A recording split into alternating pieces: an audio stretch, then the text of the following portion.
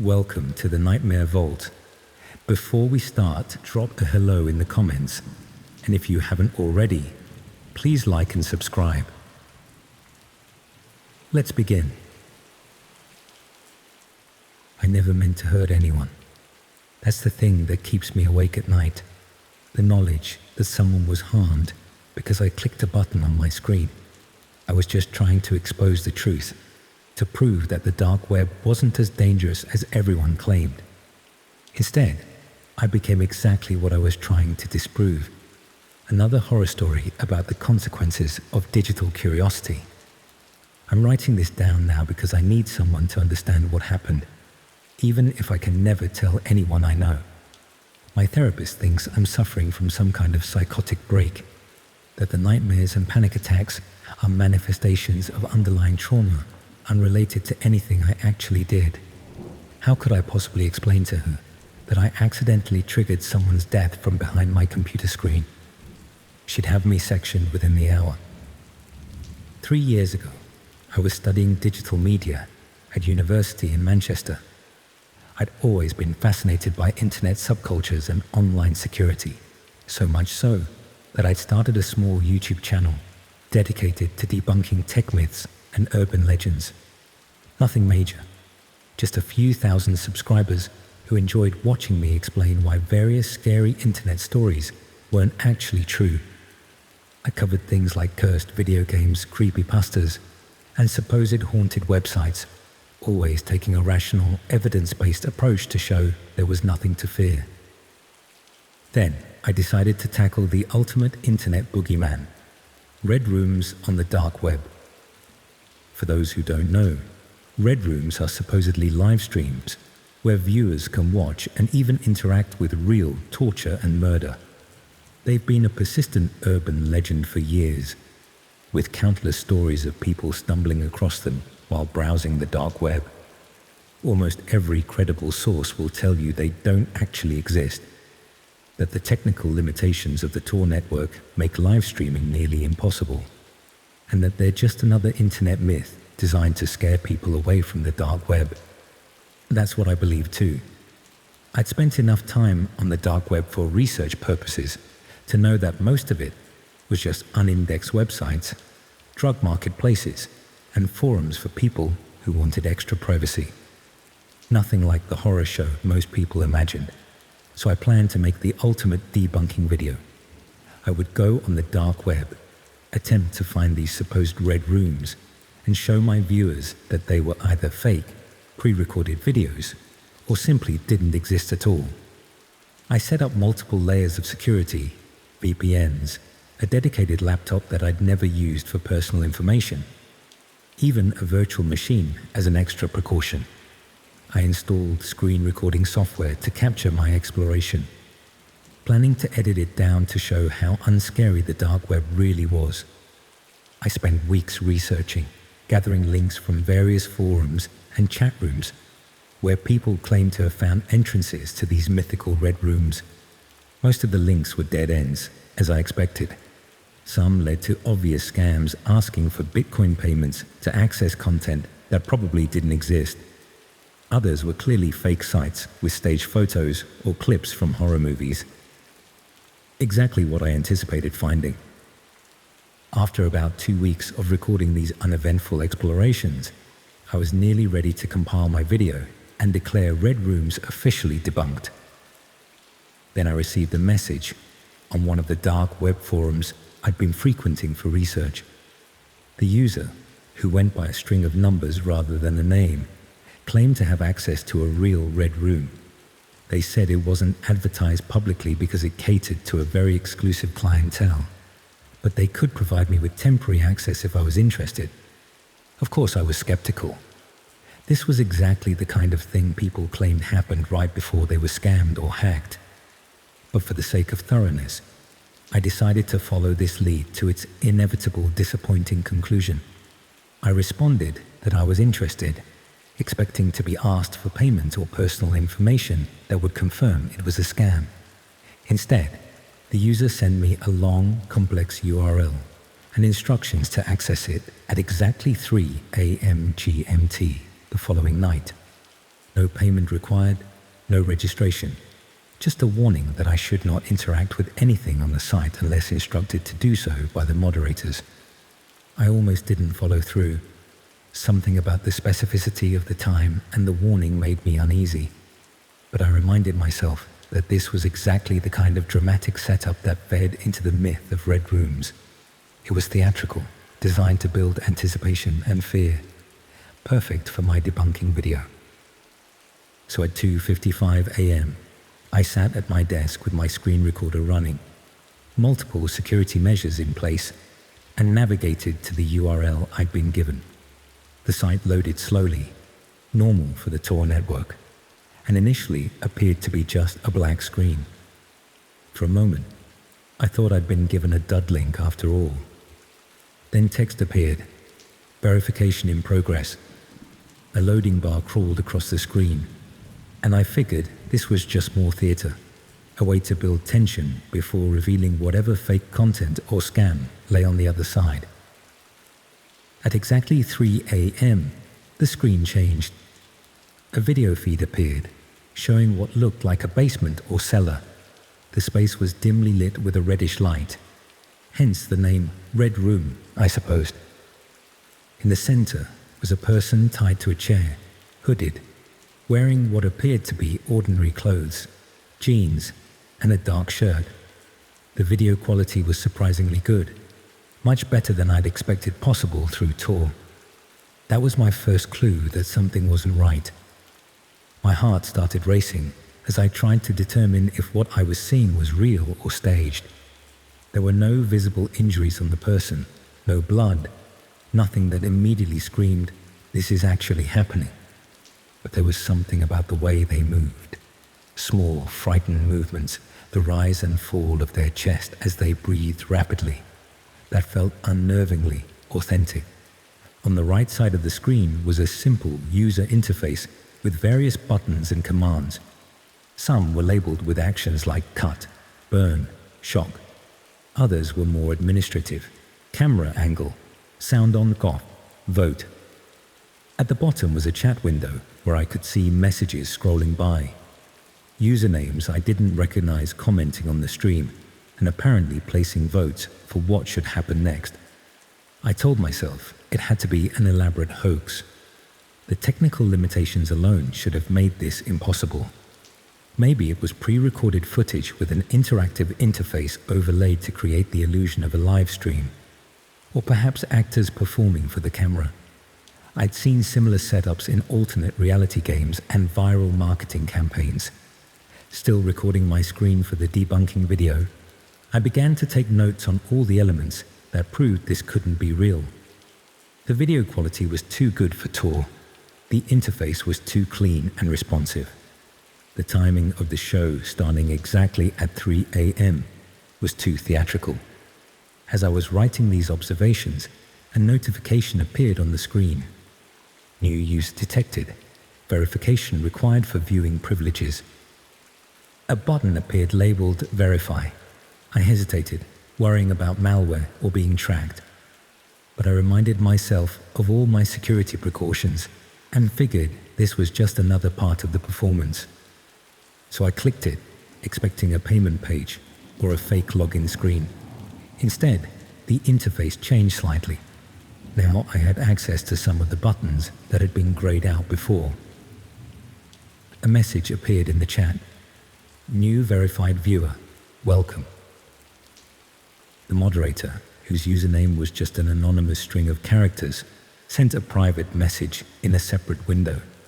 First-time viewers must participate to maintain access. Select a command within 60 seconds. A countdown timer appeared at the top of my screen. I froze, unsure what to do. This was going further than I expected for a fake site. I decided to try something minimal, something that would comply with their game without causing harm if by some remote chance this was real. I hovered over the camera angle button, thinking it was the most innocuous option. But as the timer counted down, my hand trembled slightly, and I accidentally clicked on a button labeled Execute instead. The screen immediately flashed red, and the chat window exploded with activity. Messages scrolled by too quickly to read, but the tone seemed to be surprise and excitement. The moderator's message window updated. Execution command confirmed. Premium action selected by new user. Proceeding immediately. A new figure entered the frame, wearing a black mask and gloves. They moved with purposeful efficiency toward the bound person, who began struggling frantically against their restraints. The masked figure produced what looked like a handgun, pressed it against the back of the hooded person's head, and without hesitation, pulled the trigger. The sound was off, but I didn't need to hear it to understand what I'd just witnessed. The body slumped forward, dark liquid splattered across the floor and wall, and the masked figure stepped back, turning toward the camera, as if acknowledging the viewers. I slammed my laptop shut in horror, too shocked to process what had happened. Had I just watched someone die? Had I somehow caused it by clicking that button? It couldn't be real. It had to be an elaborate fake, a sick prank designed to frighten people who went looking for red rooms. But deep down, I knew. There was something unmistakably real about the way the body had moved, then gone still. Something about the splatter pattern that no special effects team would get exactly right. I deleted the screen recording immediately, then wiped my hard drive completely.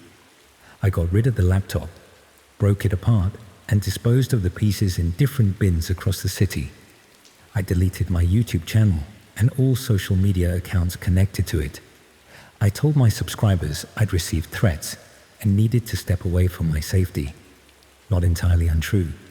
For weeks afterward, I jumped at every unexpected sound, convinced someone was coming for me.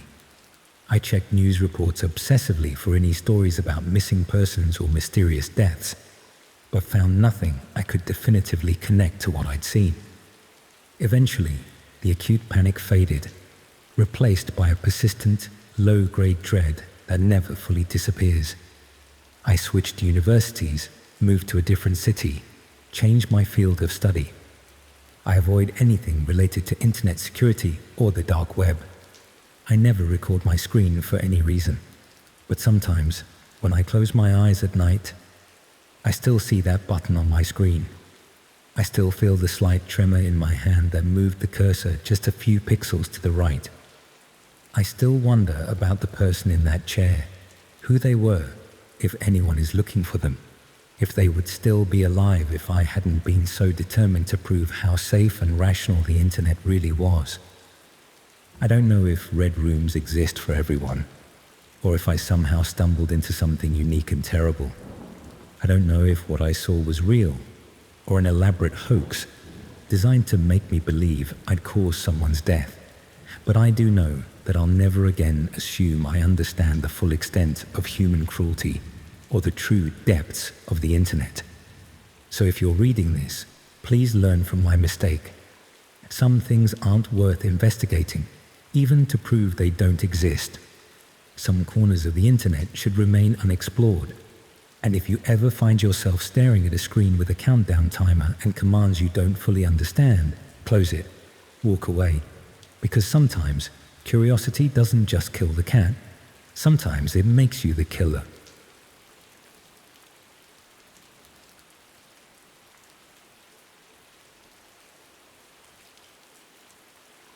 I was the one who found the website.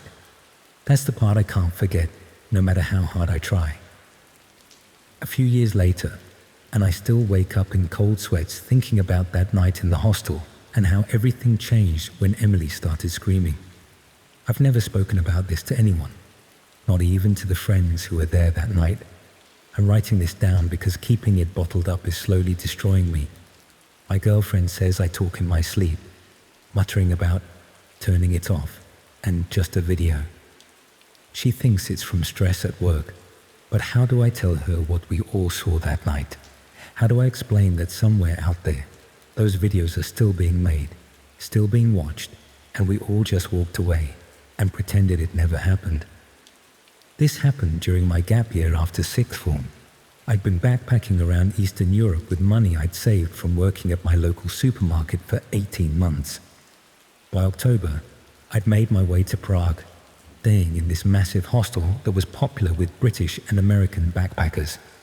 It was the kind of place where you could always find someone to go drinking with, where people passed through for a few days before moving on to Berlin or Vienna or Budapest. I'd been there about 4 days when I met this group of British students, 2 guys and 3 girls, all from different universities who'd met while traveling.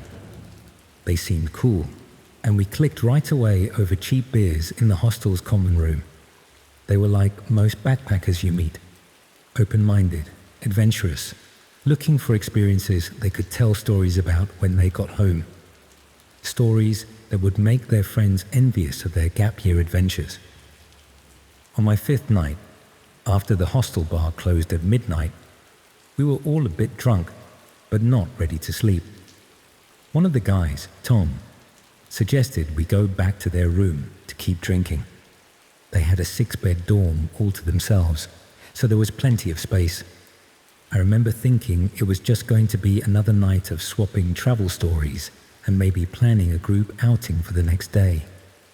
The hostel was one of those converted old buildings with thick walls and creaky wooden floors. Their room was on the 3rd floor, at the end of a long hallway lit by these dim yellow lights that made everything look slightly jaundiced. When we got to their room, Tom pulled out his laptop and a bottle of local vodka someone had bought earlier. I should mention that at this point, I still thought this was going to be a normal night. Maybe watch some YouTube videos, share music, typical backpacker bonding stuff.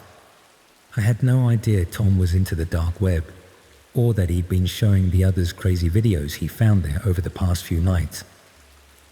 While Tom set up his laptop, connecting to the hostel Wi-Fi through some VPN he was using, he started telling me about these insane gore videos he'd found. He explained how you needed special browsers to access these sites, how everything was anonymous, how you could find anything if you knew where to look. I remember feeling uncomfortable, but also curious. I'd heard about the dark web before, but had never seen it. The others were clearly already familiar with this routine. They arranged themselves on the bunk beds around Tom's laptop, passing around the vodka bottle. The room was dimly lit, just one small bedside lamp on, which made the laptop screen seem extraordinarily bright. I sat on one of the lower bunks, feeling increasingly uneasy, but not wanting to seem like the prudish one of the group. Tom navigated through what looked like a normal forum, except everything was styled in black and red. The site had a name that was just a string of random letters and numbers. He explained they curated the best extreme videos from around the web. I remember how casually he scrolled through thumbnail images that already looked disturbing, even at that small size. Emily sat beside me on the bunk, while Sophie and Anna were on the opposite bunk. The other guy, Dave, was sitting on the floor next to Tom. There was this weird energy in the room, a mix of nervous excitement and discomfort. Nobody wanted to be the one to say this was too much. Tom clicked on a video titled something like Workshop Fun. The player expanded to fill most of the screen. What we saw started like some kind of amateur horror film. Poor lighting, shaky camera work. Someone in what looked like a workshop or garage. There was a person tied to a chair, wearing what appeared to be a bloody Halloween mask. At least, that's what I told myself it was.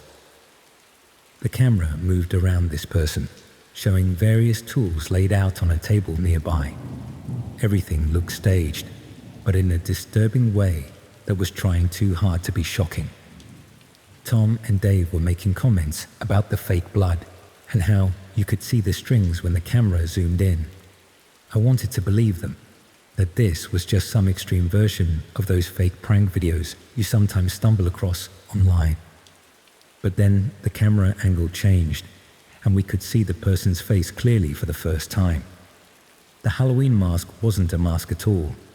It was a real person, gagged and terrified, with what looked like cuts and burns already visible on their face and neck. That's when Emily made this strangled sound next to me. At first, I thought she was just reacting to how graphic the video was turning. We all felt sick watching it. But then she grabbed Tom's arm so hard he spilled vodka on himself. She kept pointing at the screen, not speaking, just making these awful, choked sounds. Tom paused the video, annoyed at first. Emily was shaking, tears streaming down her face as she tried to form words. Finally, she managed to tell us that she recognized the person in the video. It was someone from her hometown, a girl who had gone missing during a backpacking trip through Eastern Europe almost 6 months earlier. The room went completely silent. Tom immediately closed the laptop, but it was too late. We'd all seen it. We'd all recognized the moment Emily had. This wasn't some fake gore video made for shock value. This was real footage of a real person who had really gone missing. What followed was chaos. Sophie started crying. Dave was saying it couldn't be the same person, that Emily was mistaken. Anna was frantically texting someone on her phone.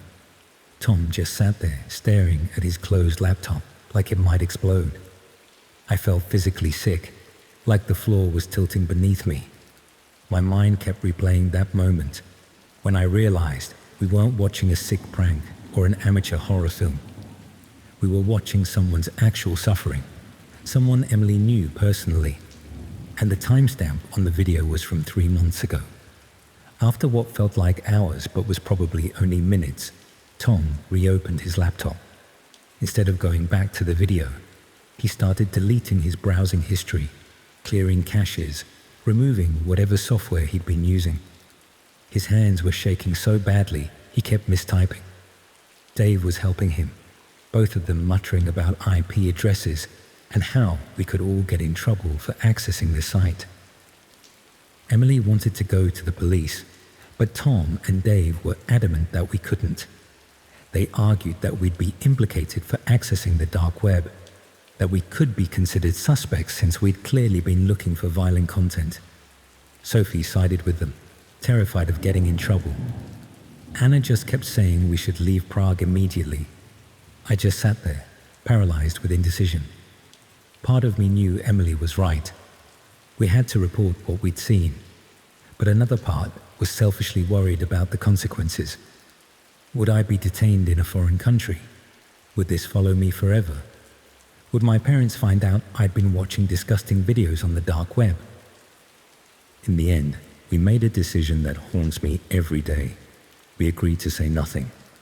Tom completely wiped his laptop, even running some program that supposedly overwrote the hard drive multiple times. We all swore to never speak of it again. The next morning, the group checked out of the hostel. I stayed another day, unable to face them at breakfast. Emily had been crying all night. I could hear her through the walls. When I finally left Prague, I went south instead of east as I'd planned, wanting to put as much distance between myself and the memory of that night as possible. But here's the thing I can't stop thinking about. Someone is making those videos. Someone is filming them. Someone is uploading them. And people like us are watching them, telling themselves it's not real, that it's just extreme entertainment. Until that night, I could pretend the dark web was just an urban legend, a story about a hidden part of the internet where terrible things happen. But I've seen it now. I've seen how thin the line is between curiosity and complicity. I've seen how easy it is to become part of something horrific without even realizing it until it's too late. Sometimes I look up the case of the missing girl from Emily's hometown. There's still a Facebook page dedicated to finding her, run by her parents. They post updates on the anniversary of her disappearance, begging for information. They don't know what happened to their daughter. They don't know that 7 strangers in a Prague hostel saw her final moments and said nothing. I don't know what happened to the others after that night. We disconnected completely. No social media, no exchange numbers. It was like we all wanted to erase each other along with the memory. But I wonder if they have the same nightmares I do. I wonder if Emily ever went to the police on her own. I wonder if Tom still browses those sites, telling himself it's all fake. And I wonder about something else, something that keeps me awake at night. When Tom was scrolling through that site, I saw dozens of thumbnail images of other videos, dozens of other victims. How many of them were real people with families searching for them? How many disappeared without a trace, only to end up as entertainment for people like us, drinking in hostels and looking for a thrill? I still travel sometimes, but I never stay in hostels.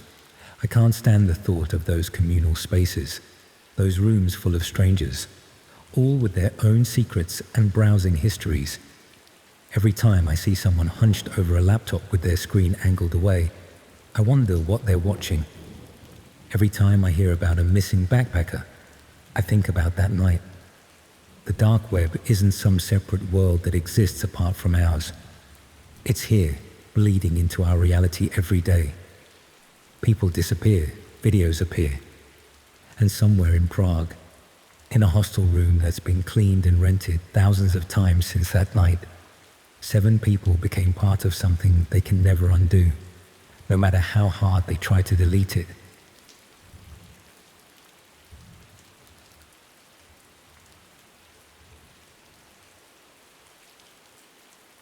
I want to tell you about the day I stopped watching those short videos. You know, the ones where you just mindlessly swipe up again and again until you realize 3 hours have passed. That algorithm had me figured out perfectly until it showed me something I wish I could unsee. The moment still replays in my head, an ordinary-looking prank video that suddenly turned into something unmistakably real, something that changed me forever. I'm sharing this now because I've kept it bottled up for too long.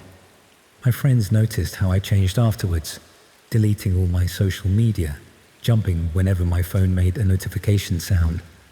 The counselor at uni thinks I'm dealing with some kind of digital anxiety disorder. But how can I tell her what really happened? She'd either think I was making it up or report it to the police, and honestly, I'm too scared to find out what would happen next. Writing it down like this, anonymously, feels safer, like I'm finally letting it out without putting myself at risk. So here goes. Last autumn, I was in my second year at university in Leeds, studying media and communications. The irony isn't lost on me now. I was living in a shared house with 4 other students, but I was always the night owl of the group. I'd stay up scrolling through videos when everyone else had gone to bed. The endless stream of content was my way of switching off after a day of lectures and coursework. I'd gotten into this habit of watching these short videos for hours before bed. You know how it goes. 1 minute, you're watching someone make a fancy coffee drink. The next, you're deep into videos of people exploring abandoned buildings or pulling elaborate pranks. The algorithm keeps feeding you more of what you engage with, and before you know it, you're in some weird corner of the internet. That night, it was a Tuesday in November. I remember, because I had a presentation the next day that I was putting off preparing for. I'd been scrolling for about an hour. It was around 1 a.m., and I was lying in bed with all the lights off, except for the blue glow of my phone. The videos had taken a slightly darker turn, as they often did late at night. I'd gone from watching cooking videos to urban exploration to pranks that seemed a bit cruel, but still within the realm of normal internet content. Then I swiped up to a video that started like many others. The thumbnail showed a young man, maybe in his early 20s, sleeping on a sofa. The caption said something about the ultimate wake-up prank on his friend. Nothing unusual there. I'd seen hundreds of these. People being woken up with air horns, water buckets, fake spiders. Internet culture thrives on that momentary fear, followed by relief and laughter. The video started with someone filming themselves walking slowly towards the sleeping person. There was no music, just the sound of quiet breathing and footsteps. The camera quality was slightly grainy, lower than the usual crisp videos that get promoted on the platform. That should have been my first clue that this wasn't from the usual content creators. As the camera got closer to the sleeping figure, I noticed something odd. The sleeping person seemed to be restrained somehow. Their wrists were at an unnatural angle beside them. I thought maybe it was just the way they were lying, but something felt off. The camera panned up to show the person's face, which had what looked like duct tape across the mouth. For a split second, I still thought it was an elaborate prank, maybe a staged kidnapping scenario between friends trying to create shocking content for views. Then the camera pulled back, and I could see the entire scene. The sleeping person wasn't on a sofa, but appeared to be on some kind of plastic sheeting on the floor. Their hands and feet were bound with what looked like zip ties cutting into the skin. Around them was a carefully arranged set of tools, knives, pliers, what looked like a blowtorch. This wasn't a prank video. This was something much worse. The video lasted only about 30 seconds total. The last few seconds showed the person behind the camera reaching down and selecting a knife, then the bound person's eyes flying open in terror as they realized what was happening. Then the video ended abruptly. I stared at my screen in shock. For a moment, I wasn't sure what I'd just seen. There's a part of your brain that tries to normalize even the most disturbing things. I told myself it was just a really dark prank, or maybe a clip from a horror film, or an elaborate setup for a viral marketing campaign. I even swiped back up to see it again, to reassure myself it wasn't what I thought it was. But the video was gone. In its place was a cooking tutorial. I scrolled back down, looking for the video, but it had vanished completely. I closed the app and reopened it, but my feed was back to showing the usual content. Nothing remotely resembling what I'd just witnessed. I put my phone down and sat up in bed, my heart racing. Had I imagined it? Was I so tired that my mind had twisted an innocent prank video into something sinister? I almost convinced myself that was the case, that I needed to get more sleep and stop scrolling through videos until the early hours. But then my phone vibrated with a notification. I picked it up, half expecting to see a message from one of my housemates asking me to quiet down. Sometimes I didn't realize how loud I was being when everyone else was trying to sleep. Instead, it was a notification from an app I'd never seen before. The icon was just a simple black dot. The notification just said, "Enjoyed the preview. Swipe for more."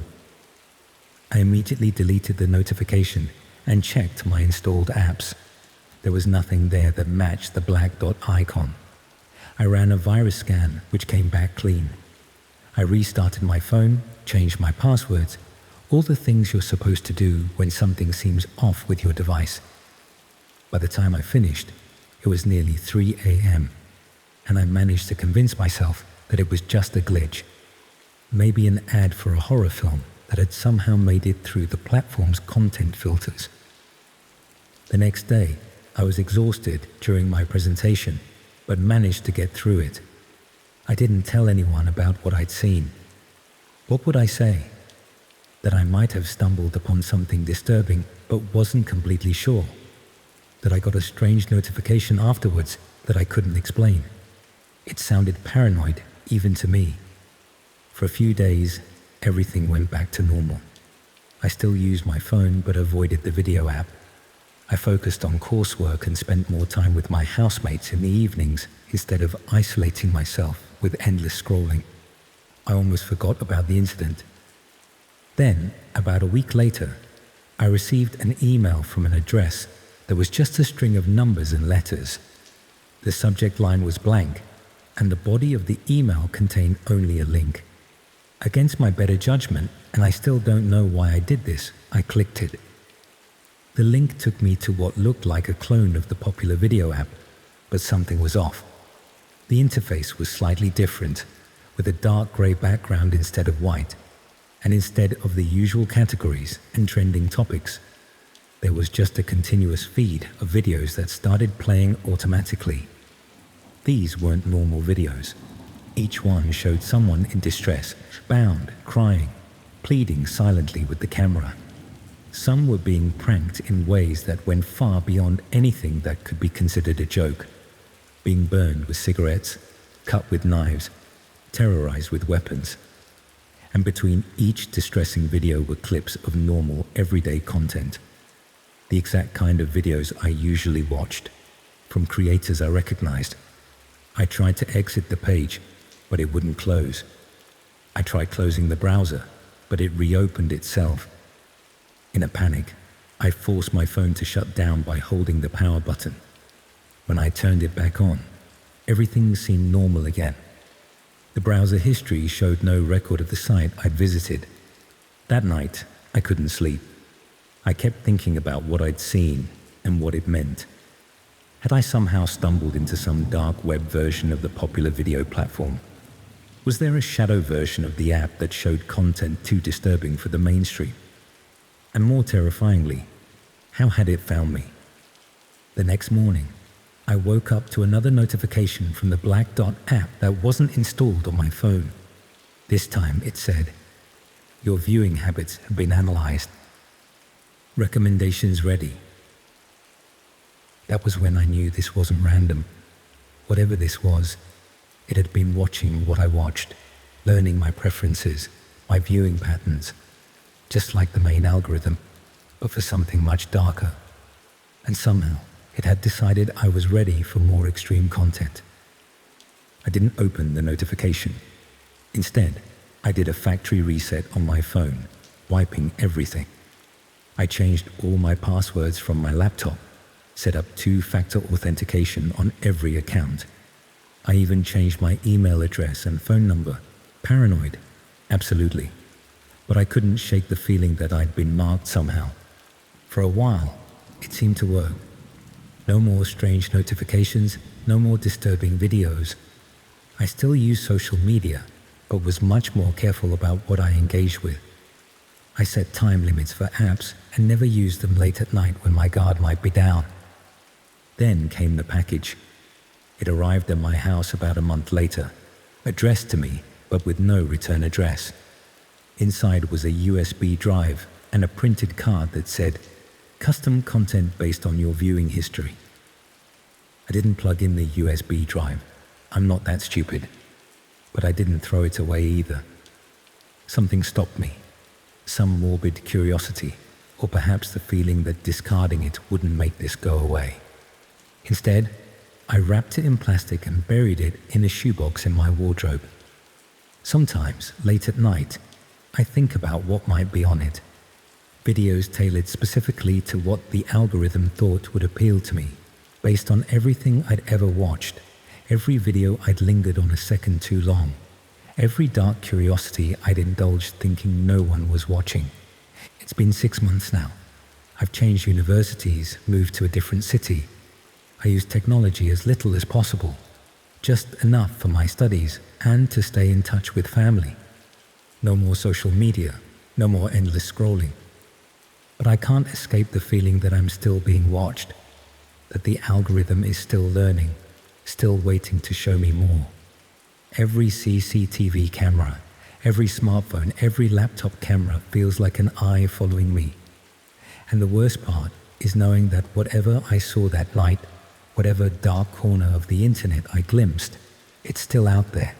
People are still scrolling through it, still being fed content that gets progressively darker, still being desensitized bit by bit, until suddenly they're watching something real and horrific without even realizing the line they've crossed. Sometimes I wonder how many other people got the same recommendations I did. How many clicked through? How many watched more than I did? How many are still watching? And sometimes, in my darkest moments, I wonder if I'm in one of those videos now too. If someone, somewhere, is swiping through short videos and will come across footage of me going about my day, oblivious to the camera following me. And they'll pause for a moment, thinking it's a bit odd, a bit different from the usual content before swiping up to the next video, never realizing what they've just seen or what might be coming next. Just another swipe in an endless stream of content, getting darker with every flick of the thumb.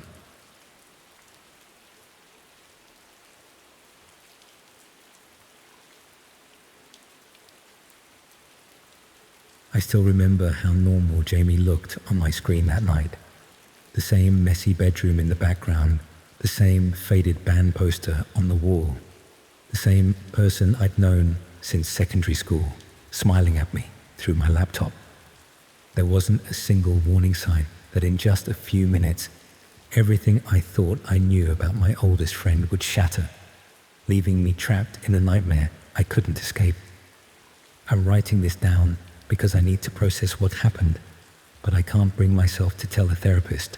They'd be obligated to report it, and honestly, I'm terrified of what might happen if this gets out. So I'm putting it here anonymously, hoping that maybe someone will understand or at least learn from my experience. Perhaps writing it out will help me make sense of how someone I trusted completely could do something so horrific. Last winter, I was in my final year at university in Edinburgh, while Jamie was working in London. We'd been close since we were 13, the kind of friendship that survives distance and time. We had a standing FaceTime call every other Thursday, just to catch up and stay connected despite being hundreds of miles apart. These calls were a highlight in my otherwise stressful week of coursework and part-time jobs. Just a normal ritual between friends, nothing unusual or concerning about it. That particular Thursday in November was miserable outside, raining so hard I could hear it drumming against my window in the student flat. I remember being grateful I didn't have to go anywhere that evening. I'd made a cup of tea, wrapped myself in a blanket, and settled in for our usual hour-long chat. The call connected, and there was Alex, looking slightly tired but smiling as always. The first 20 minutes were completely normal. We talked about our weeks, complained about work and studies, gossiped about mutual friends. Jamie had recently started a new job at a tech company, something to do with cybersecurity that I didn't fully understand, but sounded impressive. There had been a lot of talk about dark web monitoring and threat assessment, terms that meant little to me at the time, but would soon take on a horrifying new significance. I noticed Jamie seemed a bit distracted, occasionally glancing to the side at something off screen. I didn't think much of it, probably just checking messages or emails. But then there was a shift in the conversation. Jamie asked if I was alone in my flat, if my roommates were out for the evening. They were, a detail I confirmed without hesitation, because why wouldn't I? This was Jamie after all. That's when everything changed. Jamie's expression became more serious, more focused. There was this intensity in those eyes that I'd never seen before. Jamie leaned closer to the camera and said that there was something important to show me, something I needed to see to understand the work being done at the new company. I remember feeling a flicker of unease at the sudden change in tone, but I brushed it off. This was my oldest friend, someone I trusted implicitly. When Jamie said to keep an open mind about what I was about to see, I nodded, curious but unsuspecting. Jamie's screen went black for a moment, then changed to a screen share. I expected to see some kind of technical diagram or perhaps a presentation. Instead, the screen filled with what looked like a video feed of a room I didn't recognize. The space was dimly lit with a reddish tint, giving everything a surreal, almost dreamlike quality. At first, I couldn't make sense of what I was seeing. Just a sparse room with concrete walls, what looked like a metal table, and some shapes I couldn't quite distinguish. Then the camera angle shifted slightly, and I realized with a jolt that there was a person in the room, strapped to a chair. They were struggling against their restraints, their movements desperate and terrified. The video quality was good enough that I could see the fear in their eyes, the way their chest heaved with panicked breathing. I felt my stomach drop. My first thought was that this must be some kind of prank, or maybe a clip from a horror film Alex was showing me as a joke. But deep down, I knew immediately that what I was seeing was real. There was an authenticity to the fear in that person's eyes that no actor could replicate. On the side of the screen, there was some kind of chat interface where messages were scrolling by too quickly to read. At the bottom were buttons or commands with labels I couldn't quite make out from my view. It looked like some kind of interactive live stream, but unlike anything I'd ever seen before. I was frozen in shock, unable to process what was happening. Before I could even form words to ask what the hell was going on, Jamie's voice came through, explaining that this was what was called a red room on the dark web, a live stream where viewers could watch and even request acts of violence in real time. Jamie spoke with a detached fascination, like this was an interesting documentary we were watching together, rather than a real person in terror. The worst part was how casual Jamie sounded, while explaining that the company wasn't just monitoring these sites, they were running some of them. That this was where the real money was in cybersecurity, creating and managing these illegal streams for wealthy clients who paid thousands to watch or participate. I couldn't speak. My mind was racing, trying to make sense of what was happening. This couldn't be real. This couldn't be Alex, my friend since childhood, showing me something so horrific with such calm detachment. But the video continued playing, and the person in the chair continued struggling, and Alex continued explaining how the whole operation worked. Then came the moment that still haunts my nightmares. Jamie said that the company had been impressed with my psychology background and computer skills, that they'd been watching me through Jamie for months, that they thought I had potential to join their special projects team, and to prove I was suitable, I needed to participate tonight. The camera on my laptop suddenly lit up, indicating it was active even though I hadn't touched it. On Alex's shared screen, my face appeared in a small window above the video feed. My name appeared in the chat scroll. Whoever was running this stream now knew who I was. I could see my own horrified expression alongside the victim in the room. I tried to end the call, but my computer wouldn't respond. I tried to close the laptop, but Jamie's voice sharpened, warning me that closing the connection now would be seen as rejection of their offer. And they didn't allow people to reject offers once they'd seen what I'd seen. The implication was clear. I was being recorded watching this. I was now implicated, my face and name captured alongside this horrific content. If I didn't cooperate, that recording could be sent to the police, to my university, to my family, or worse, I could end up like the person in that chair. My mind was spinning with panic and betrayal. This person I trusted for over a decade had just dragged me into something nightmarish without my consent. Had Jamie always been this person? Or had something changed? I couldn't reconcile the friend I thought I knew with the monster on my screen. Jamie instructed me to select one of the commands from the menu that had appeared on my screen. Simple options were available for first-time participants, I was told. Nothing too extreme. Just enough to prove my commitment. I felt physically sick, tears streaming down my face as I realized the impossible situation I was in. If I participated, I would be complicit in someone's suffering. If I refused, I could be implicated or become a victim myself. There seemed to be no way out. In desperation, I yanked my router's power cable from the wall, cutting my internet connection entirely. The screen froze, then went black. The silence in my flat was deafening after the intensity of what had just happened. I sat there shaking for what felt like hours, expecting my phone to ring, expecting someone to knock on my door, expecting some immediate consequence for my refusal to participate.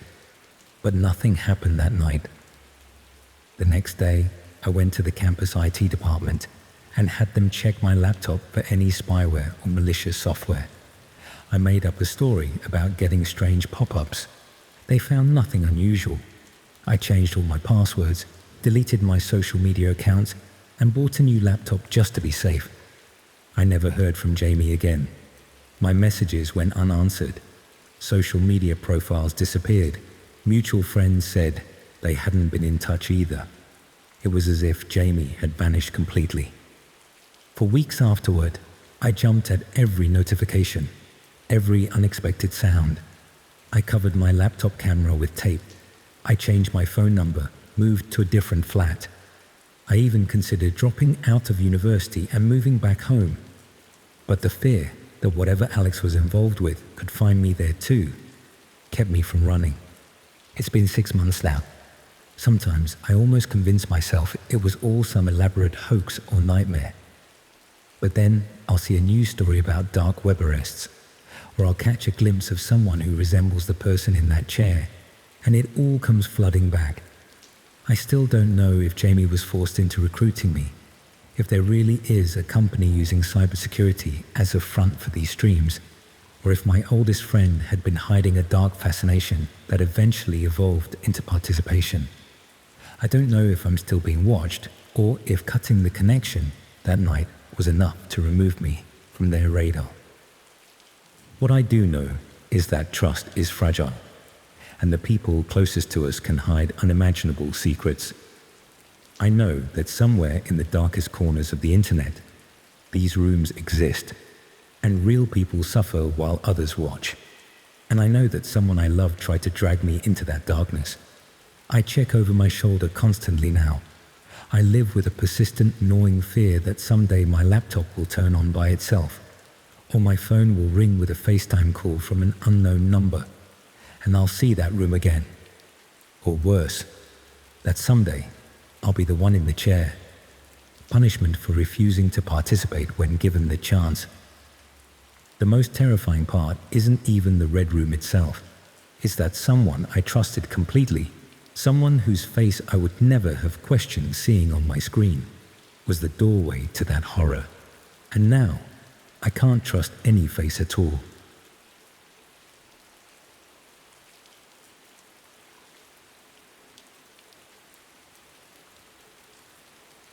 The woman on the screen was still breathing when the countdown timer appeared.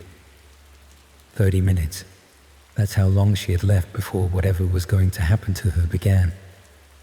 I didn't know it then, but that's also when my normal life ended. I've never told anyone this story before, not properly anyway. I've alluded to it when people ask why I switched universities in my second year, but I've never felt ready to relive it in full until now. I suppose sharing it here, anonymously, feels safer. My therapist suggested writing it down might help process what happened, but I couldn't bring myself to do that either. Somehow, telling it like this, as if I'm just recounting it to a friend who wasn't there, makes it more manageable. I was studying computer science at a university in northern England. Not one of the fancy Russell Group ones, but decent enough.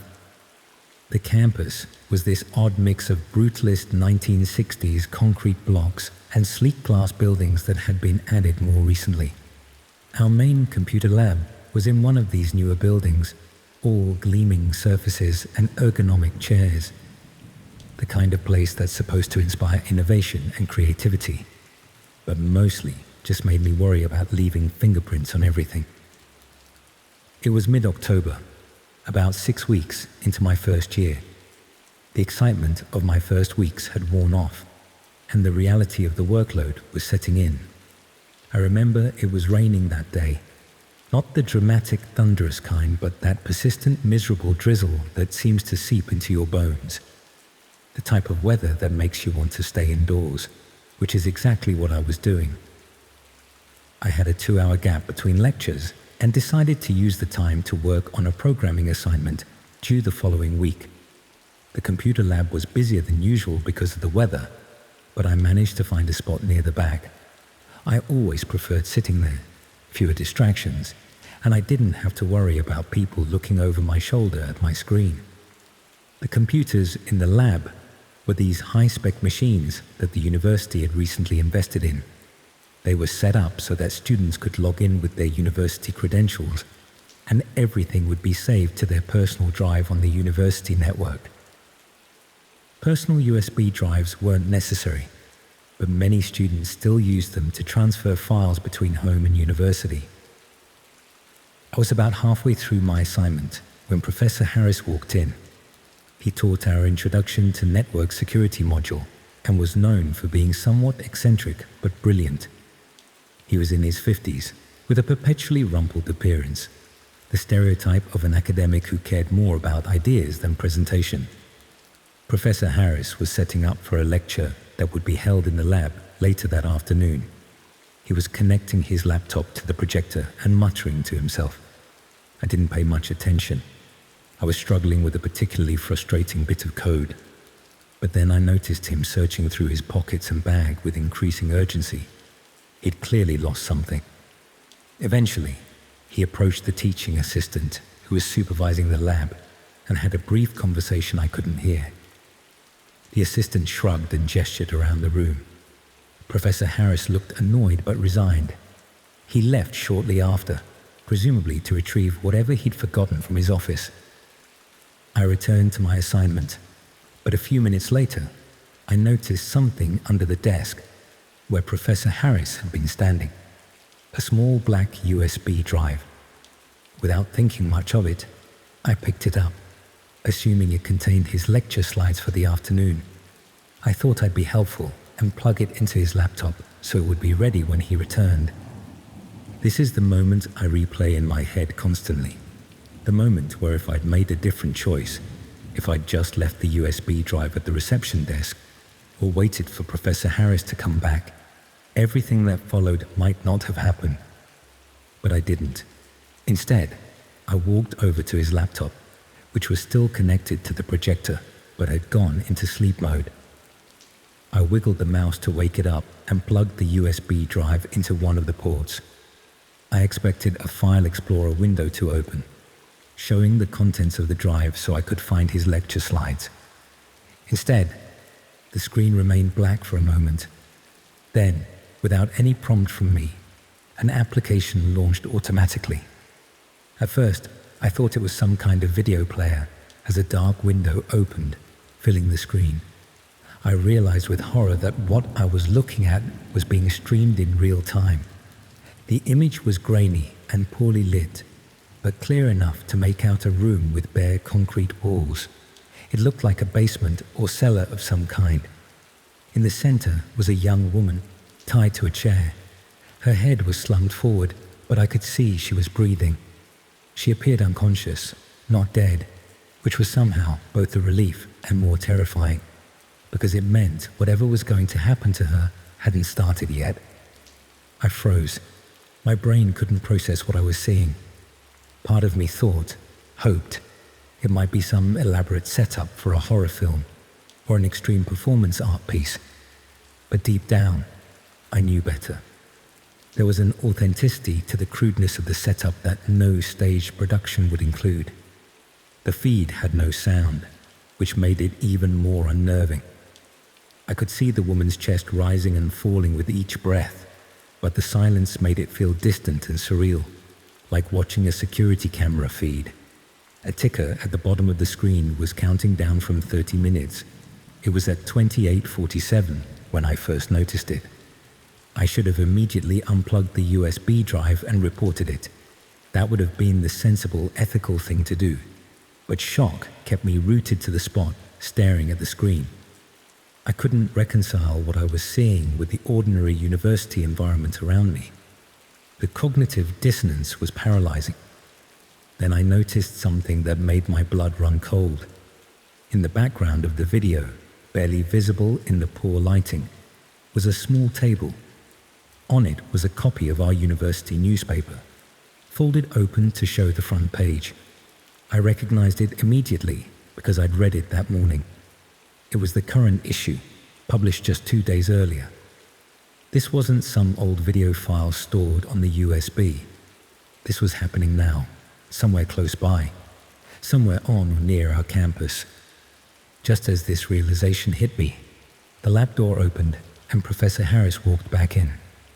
Our eyes met, and for a split second, there was nothing unusual in his expression, just mild curiosity about why I was standing at his laptop. Then his gaze shifted to the projector screen, which was large enough that anyone in the room could see it clearly. His face changed, not with shock or horror, as mine must have been, but with something cold and calculating. His eyes narrowed, his jaw tightened, and in that moment, I knew with absolute certainty that this was his USB drive, and he knew exactly what was on it. I looked around the lab, expecting others to be reacting to the disturbing image now projected for all to see. But most students were focused on their own screens, headphones on. Oblivious, the teaching assistant had stepped out. Only one other student, a girl sitting a few computers away, was staring at the projection with a confused expression. Professor Harris moved quickly. He reached the laptop in 3 long strides and ejected the USB drive. The screen went black immediately. He pocketed the drive and turned to me with a smile that didn't reach his eyes. "Curious about the dark web, are we?" he asked, his voice low enough that only I could hear. "That's a dangerous habit.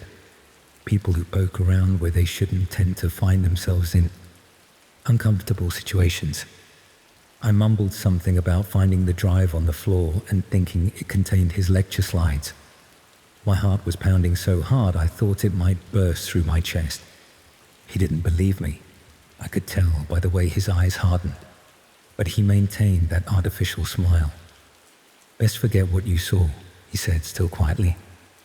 "It's not real anyway. Just a simulation for my advanced cybersecurity class. Special effects.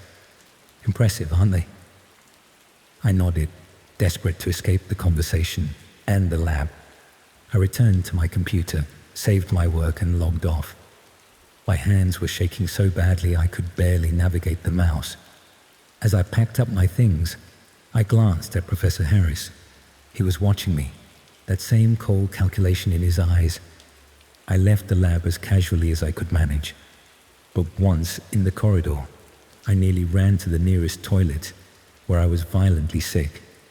My mind was racing with implications and possibilities, none of them good. If what I'd seen was real, and the university newspaper in the background strongly suggested it was, then Professor Harris was involved in something truly horrific, and he knew that I knew. I spent the next hour hiding in a cafe on campus, trying to decide what to do. Report it to the police? But what exactly would I say? That I'd seen a disturbing video that could have been faked? That a respected professor might be involved in something criminal based on a few seconds of footage and my interpretation of his reaction? It sounded ridiculous even to me. I decided to go back to my accommodation and think it through properly. I needed to gather my thoughts, maybe research if there had been any reports of missing women in the area. I convinced myself that approaching this methodically was better than rushing in with wild accusations. That was my second mistake. When I reached my room, the door was unlocked. I was certain I'd locked it that morning. I always did. Inside, nothing seemed obviously disturbed, but there was a sensation in the air, like the molecular structure of my personal space had been rearranged slightly. Someone had been there. On my bed was a university newspaper, the same edition I'd seen in the video. It was folded open to a specific page, one I hadn't paid attention to that morning. In the corner was a small advertisement for a student mental health service with the tagline, "Feeling watched? Anxious? Paranoid? We can help." It was a message, a warning. I packed a bag with essential items and left campus that evening. I stayed with a friend in Manchester for a week, claiming a family emergency. When I returned, I switched all my modules to avoid Professor Harris's classes. I considered reporting what I'd seen to the university authorities or the police. But each time I worked up the courage, I remembered that newspaper on my bed. He'd been in my room. He knew where I lived. And he clearly had connections to something much darker than academia. For the rest of that term, I felt eyes on me constantly. Sometimes I'd glimpse Professor Harris across the campus, watching me. Once, I found a USB drive identical to the one I'd found, sitting on my desk in the library. I left it untouched and moved to another floor. I never saw its owner collect it. I transferred to a different university for my second year, using family issues as an excuse. I haven't been back to that campus since. Sometimes I search local news archives for reports of missing women around that time, but I've never found anything conclusive. I don't know if what I saw that day was the prelude to a murder, or part of some elaborate underground streaming service catering to sadistic viewers. I don't know if the woman in the chair was rescued, or if she became another missing person statistic. I don't know how deep Professor Harris was involved, or how many others at the university might have been part of it. What I do know is that the dark web isn't just some abstract concept or urban legend. It's real, and it touches our ordinary world in ways we'd prefer not to acknowledge. The barrier between the two is thinner than most people realize, sometimes as thin as a small black USB drive left on a computer lab floor. I still use computers, obviously. I had to continue my degree, but I never use public computer labs anymore. I never plug in USB drives, I find. And I never, ever open files or applications I'm not 100% certain about. Some doors, once opened, can't be properly closed again. They leave a crack through which the darkness can always find its way back to you.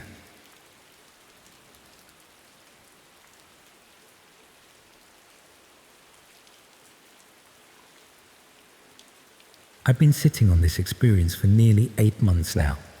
I haven't told anyone about it. Not my friends, not my family. Definitely not any professional who might be obligated to report it.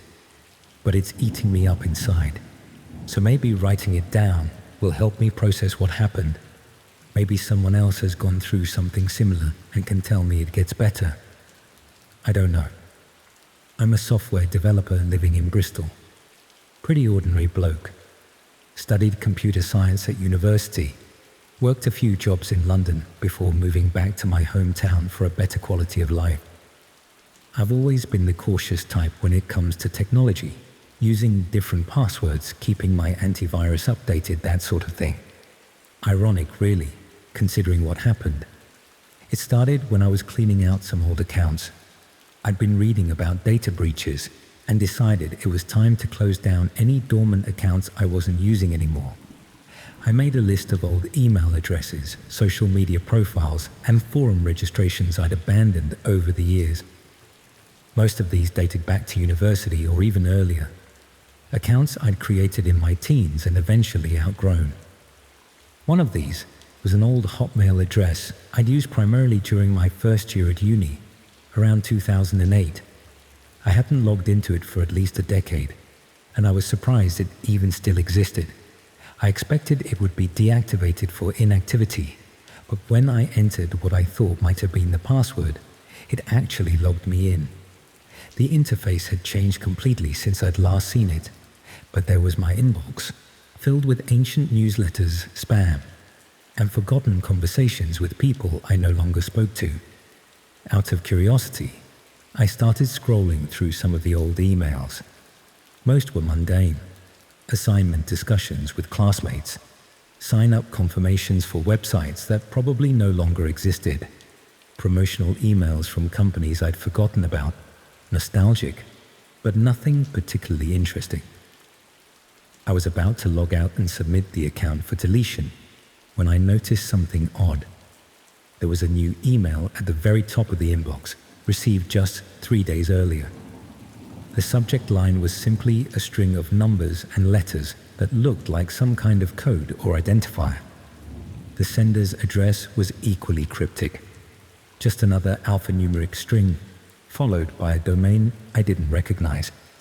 My first thought was that it was probably just sophisticated spam that had somehow made it through the filters. Still, it seemed strange that a decade-dormant email account would suddenly receive something like this. Against my better judgment, I clicked on it. The body of the email was brief, just a single line of text saying they were next unless I watched, followed by what appeared to be a link to a website with a .onion domain. Below that was a countdown timer, actively ticking away, showing just under 18 hours remaining. I knew enough about technology to recognize that .onion domains were part of the dark web, accessible only through specialized browsers like Tor. I'd never actually been on the dark web myself, though I'd heard plenty about it. Illegal marketplaces, hacking forums, and worse things that most people preferred not to think about. My first instinct was to ignore it and continue with deleting the account.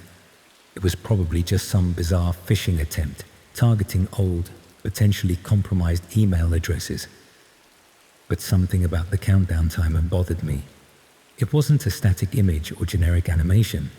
It was actively synced to real time, ticking down second by second. That level of sophistication seemed unusual for random spam. Out of professional curiosity, more than anything else, I decided to do a bit of research. I didn't click the link, but I did search for information about similar emails or scams involving countdown timers and .onion domains. Most of what I found was fairly innocuous.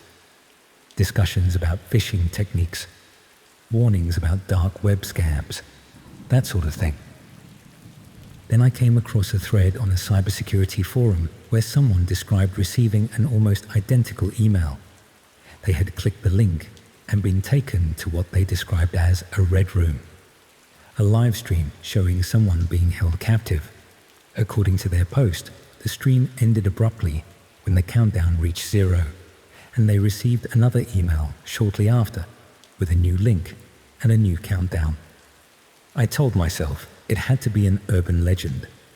Red rooms were widely considered to be myths, the stuff of creepypastas and internet horror stories, rather than actual dark web content. The technological infrastructure required to stream high-quality video through Tor would be impractical, and the risks for anyone operating such a site would be enormous. Still, the similarity to what I'd received was unsettling. I closed the forum and went back to the email, staring at that countdown timer as it continued its relentless progression. 17 hours and 26 minutes remaining. What if it wasn't a myth? What if there really was someone on the other end of that link whose fate somehow depended on people watching? I tried to rationalize it. Even if such things did exist, how would my viewing or not viewing affect anything? The idea that someone's life could depend on whether random recipients of a strange email clicked a link was absurd. It had to be a sick psychological game at best, a scam to drive traffic to malware-infected sites at worst. I closed the email and tried to forget about it, went about my day as normal, worked on some freelance projects, went to the gym, met a friend for drinks. But throughout it all, that countdown kept nagging at the back of my mind.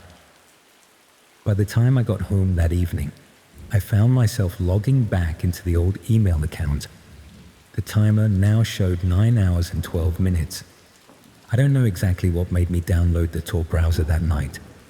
Curiosity, concern, some misguided sense of responsibility. Whatever it was, I found myself following online guides to set it up securely, telling myself I was just being thorough in my investigation before dismissing the whole thing. With about 8 hours left on the countdown, I clicked the link. I expected it to lead nowhere, or perhaps to some crude scam site asking for Bitcoin. Instead, it took me to a minimalist page with another countdown timer matching the one in the email, and beneath it, a video player that wasn't yet active. A message indicated that the stream would begin when the countdown reached 0. There was also a viewer counter showing 41 people currently on the page. That detail made it feel more real somehow. Not just a personalized scam targeting me, but something multiple people were experiencing simultaneously. I closed the browser immediately, feeling a wave of unease wash over me. I tried to sleep, but couldn't stop thinking about what might happen when that timer reached 0. Would nothing happen, confirming it was just an elaborate hoax? Or would something unspeakable begin? Something I could perhaps have prevented by watching, as the email had implied. At around 3 a.m., with roughly 3 hours left on the countdown, I made the decision that still haunts me. I reopened Tor, clicked the link again, and waited. The viewer count had risen to 126. I left the tab open and tried to distract myself with work, checking back periodically as the minutes ticked away. When the timer finally reached 0, the video player activated automatically. The footage was grainy but clear enough to see a person bound to a chair in what looked like a basement or cellar. Their face was partially obscured by a hood, but I could tell they were conscious, struggling against their restraints. A figure moved in the background, just out of frame, only occasionally visible as a shadow or partial silhouette. For several minutes, nothing happened beyond the captive's continued struggles. Then text appeared at the bottom of the screen, stating that the required viewer threshold had been met and the session would proceed. Another message followed, thanking everyone for their participation and explaining that without sufficient witnesses, there would be no purpose to the demonstration. What happened next is something I've tried desperately to forget. The shadowy figure moved into frame, carrying what looked like ordinary workshop tools. The violence began slowly, methodically, with an almost clinical detachment. There was no dramatic monologue, no explanation or justification, just systematic escalating brutality. I wanted to close the browser, to pretend I'd never seen any of it, but a notification had appeared on screen, warning that any viewer who disconnected before the conclusion would automatically be added to the next session's notification list, with their own personal contacts as potential subjects. So I watched. For 47 minutes, I watched.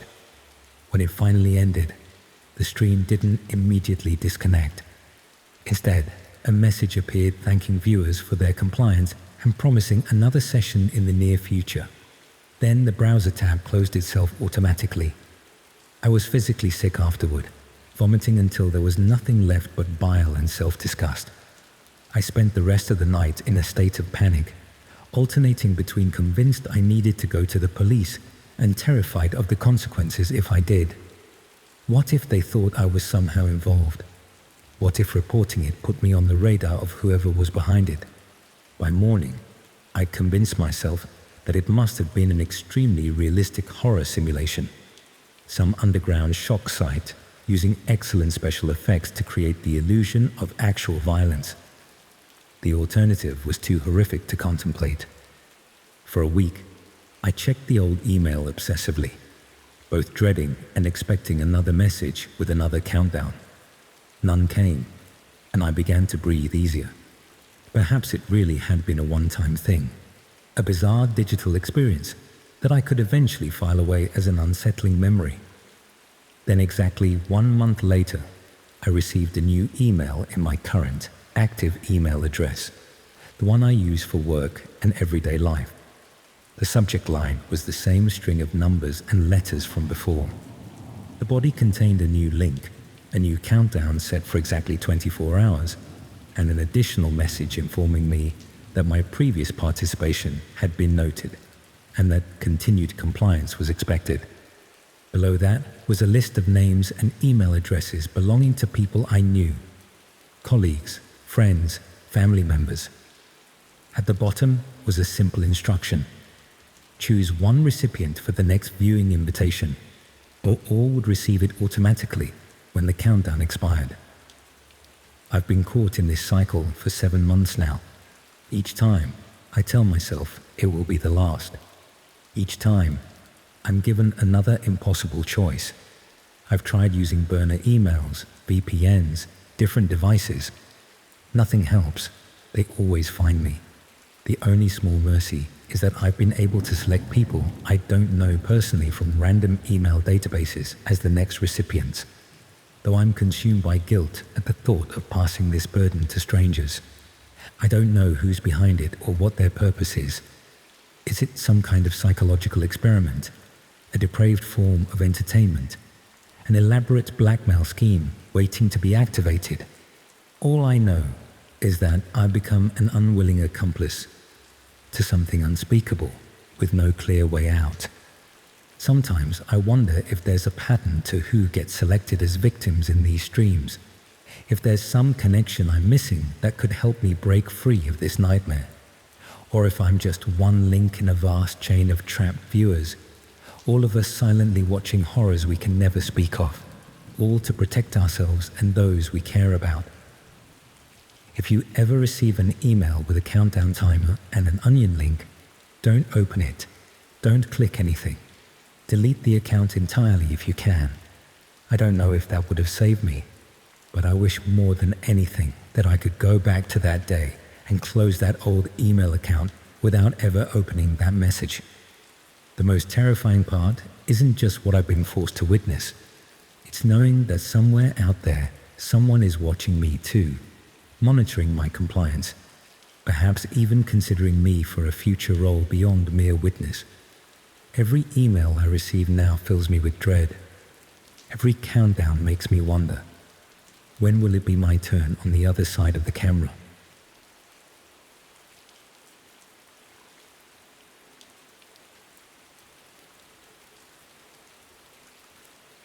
You know when you look back on something and every red flag is obvious in hindsight? That's what this is for me. I was skint, desperate for any kind of work, and I ignored every warning sign that should have had me walking in the opposite direction. But when you're broke, your standards drop way lower than they should. It started with a listing on a forum I probably shouldn't have been on in the first place. Not the full-blown dark web, but one of those sketchy job boards that sit in a grey area. The ad was simple: night shift warehouse work, high pay, no experience needed. Apply via email, no company name, no details. Just an email address and a promise of easy cash. It reeked of a scam, but I was behind on rent and staring down the barrel of an eviction notice, so I sent an email. Got a reply within the hour. No interview questions, no CV request, just an address, a time, and instructions to dress in dark clothing. That should have been the first red flag. Instead, I convinced myself it was just some under-the-table gig, maybe dodgy, but not dangerous. Probably moving knockoff trainers or stolen electronics. The address led me to an industrial estate on the outskirts of town. One of those places that feels abandoned even when it isn't.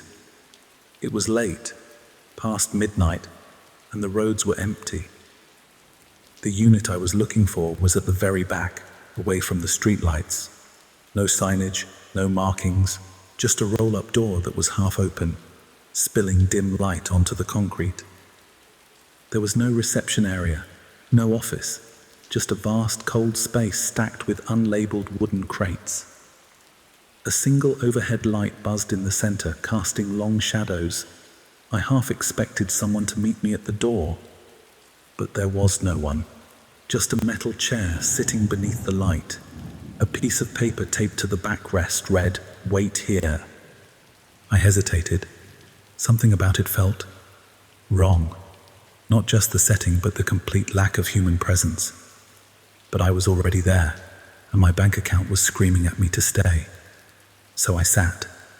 Minutes passed, then more. The silence became oppressive. No hum of forklifts, no chatter, just the occasional groan of metal as the wind pushed against the warehouse doors. My breath sounded too loud. The longer I sat there, the more exposed I felt, like I was on display. Then came the sound. A slow, deliberate creak from somewhere in the darkness. Not the wind, not random. It came from deeper inside the warehouse, beyond the reach of the overhead light. My pulse kicked up, but I forced myself to stay still. I wasn't about to let paranoia cost me the job. At least that's what I told myself.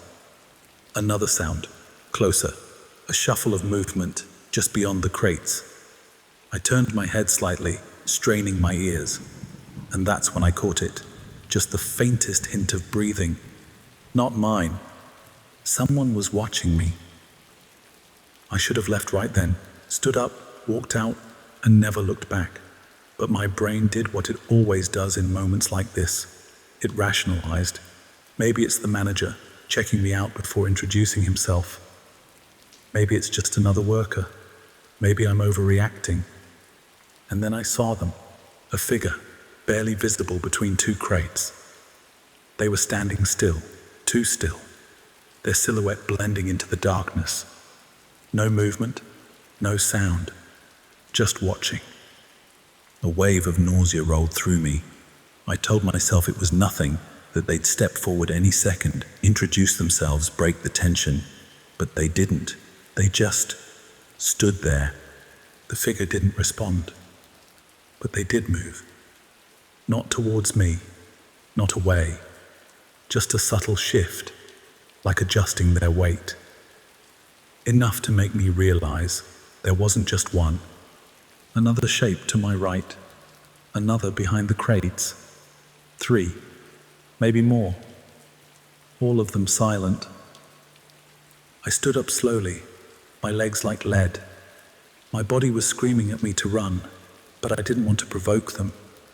I forced a casual nod, as if I wasn't feeling the pure ice-cold terror flooding my veins, and started backing away. No one stopped me. I turned towards the exit. The roll-up door was still open. Not far. I could make it. Then came the worst sound of my life. A metallic slam. The roll-up door crashing shut behind me. I bolted, sprinting towards the door, my boots thudding against the concrete. I reached it, grabbed the handle, yanked, locked. Footsteps behind me, multiple, fast. I spun, scanning for anything, an exit, a weapon, anything. My breath came in sharp gasps. They were closer now, stepping into the light. I finally saw them properly. No uniforms, no work gear, just dark clothing, hoods up, faces masked. Their hands were gloved. No words, no demands, just slow, deliberate steps closing in. I did the only thing I could. I ran sideways, deeper into the warehouse, weaving between crates, searching for another way out. There had to be a back door, a fire exit, something. My heart was slamming against my ribs. Behind me, the sound of pursuit. No shouting, no commands, just boots on concrete, relentless, closing the distance. I don't know how long I ran. 30 seconds, a minute. Everything blurred into a mess of darkness and adrenaline. But then, salvation. A ladder leading up to a mezzanine. I didn't think, I just climbed, taking the rungs 2 at a time. At the top, a catwalk stretched across the warehouse, and at the far end, a door. I ran. Below they followed, one of them already grabbing the ladder. I could hear the metal rattling, feel the vibrations as they climbed. I reached the door, slammed against it. Locked. For one breathless second, I thought that was it. Then I saw it. A fire escape through a smashed window just a few feet away. I didn't hesitate. I jumped. The drop was brutal. I hit the metal stairs, pain exploding through my side. But I scrambled to my feet and kept running. I didn't stop. Not when I reached the street. Not when I hit the main road. Not until I was home, barricaded inside my flat, shaking so hard I could barely breathe. I never found out who they were, never found out what would have happened if they'd caught me. But I know one thing, that wasn't a job interview.